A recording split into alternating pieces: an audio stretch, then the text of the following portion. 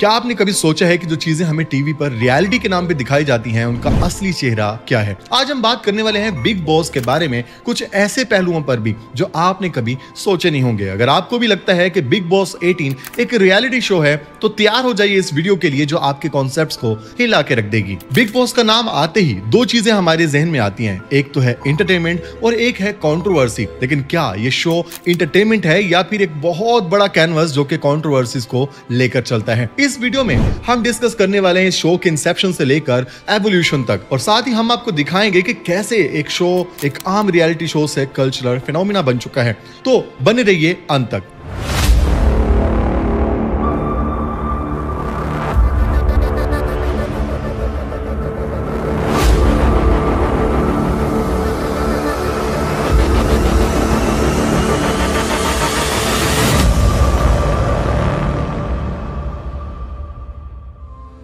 – 2006 में शुरू हुआ बिग बॉस, एक ऐसा शो जिसका फॉर्मेट बहुत ही सिंपल था। एक घर, कुछ लोग, हर जगह पर कैमरा और लोगों की रियलिटी सामने। पर धीरे धीरे ये शो स्क्रिप्टेड ड्रामे के रूप में बदलना शुरू हुआ।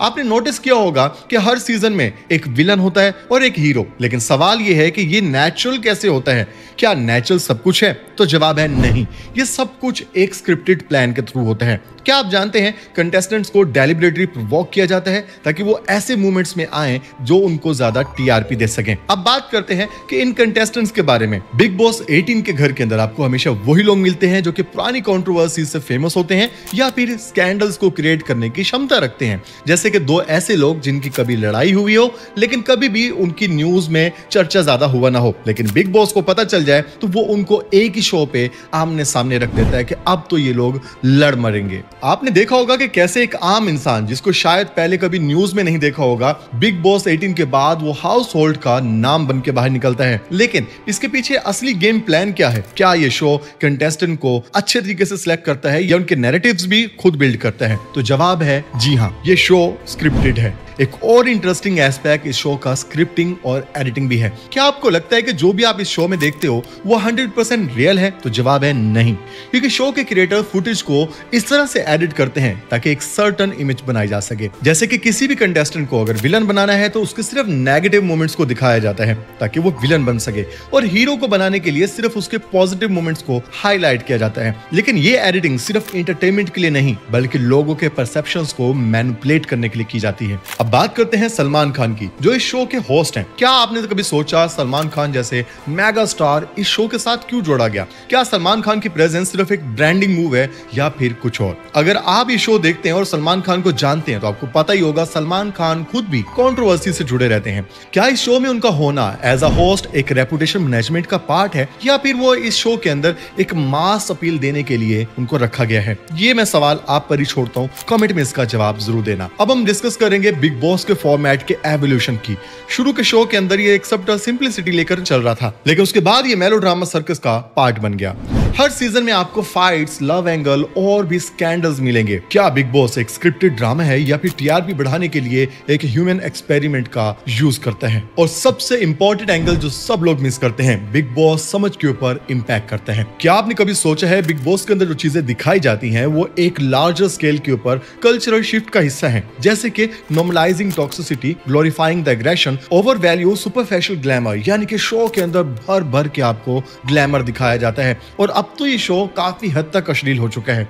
ये शो हमारे दोस्तों और परिवार के साथ डिस्कस करने के लिए नए टॉपिक्स छोड़ जाता है, लेकिन क्या ये टॉपिक्स हमारे लिए कंस्ट्रक्टिव होते हैं या फिर डिस्ट्रक्टिव? इस सवाल का जवाब तो आप ही दीजिए, क्योंकि बिग बॉस से पहले लोग एक परिवार बन के रहा करते थे और बहुत शांति से रहते थे। बट अनफॉर्चुनेटली जब बिग बॉस हर घर में देखा जाने लगा तो अब हर घर के अंदर आपको टॉक्सिसिटी मिलेगी, आपको हर घर में झगड़े मिलेंगे, क्योंकि शो ने हमें सिखाया कि चीखना, चिल्लाना और एग्रेशन दिखाना एक साफ और ईमानदार बंदे का दर्पण होता है, जबकि ये बिल्कुल ही झूठ है। इस शो में हमें दिखाया जाता है कि कोई इंसान अगर 10 बंदों को बुली कर सकता है तो उसको कहते हैं कि बहुत ही पावरफुल है, जबकि ये भी गलत है। इस शो से हमें वो सब सीखने को मिला जो कि उस समय के लिए एक नेगेटिव पॉइंट थे, बट आज वो सही हैं। इस शो से हमें ये सीखने को मिला कि लिविंग रिलेशनशिप्स काफी अच्छे हैं। इस शो से हमें ये सीखने को मिला कि आप किसी और के साथ रिलेशंस में होने के बावजूद किसी और के साथ रिलेशंस बनाते हो तो इट्स योर चॉइस। ये शो हमें वो सब गलत चीजें सिखाता है जो हमारे कल्चर के ऊपर इम्पैक्ट डालती हैं। एक और बात जो हम ओवरलुक करते हैं, स्पॉन्सर्स और ब्रांड पार्टनरशिप। हर सीजन के पीछे एक बड़ा कमर्शियल इकोसिस्टम होता है।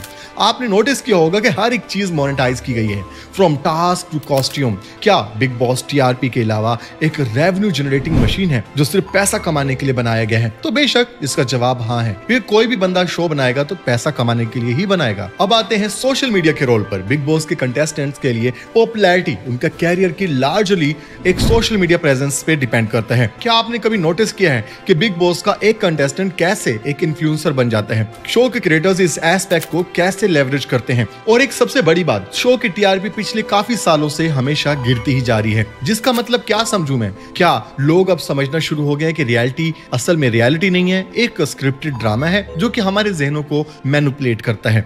इस सब के बावजूद बिग बॉस एक कल्चरल फिनोमिना बन चुका है। ये शो सिर्फ एंटरटेनमेंट का प्लेटफॉर्म नहीं है, बल्कि एक मिरर है जो हमारे समाज के फ्लॉज को रिफ्लेक्ट करता है। लेकिन एक सवाल है, क्या हम इस शो को सिर्फ एक तमाशा समझें या इसके अंदर छुपे हुए गहरी बातों को देखने की कोशिश करें? तो दोस्तों, आज हमने देखा कि बिग बॉस सिर्फ एक शो नहीं, एक मैनिपुलेटिव शो है जो कि आपको मैनिपुलेट करने की क्षमता रखता है। आपको क्या लगता है, क्या बिग बॉस एक तमाशा है या समझ के परे एक दर्पण? कमेंट्स में अपनी इजहार राय जरूर करिएगा ताकि हमें भी आइडिया हो कि आखिर आप बिग बॉस के बारे में क्या सोचते हैं। और अगर इसी तरह के और शोज की जानकारी लेना चाहते हैं या फिर किसी भी चीज की जानकारी लेना चाहते हैं तो कमेंट्स में जरूर लिखिएगा, क्योंकि आपके कमेंट्स मैटर करते हैं।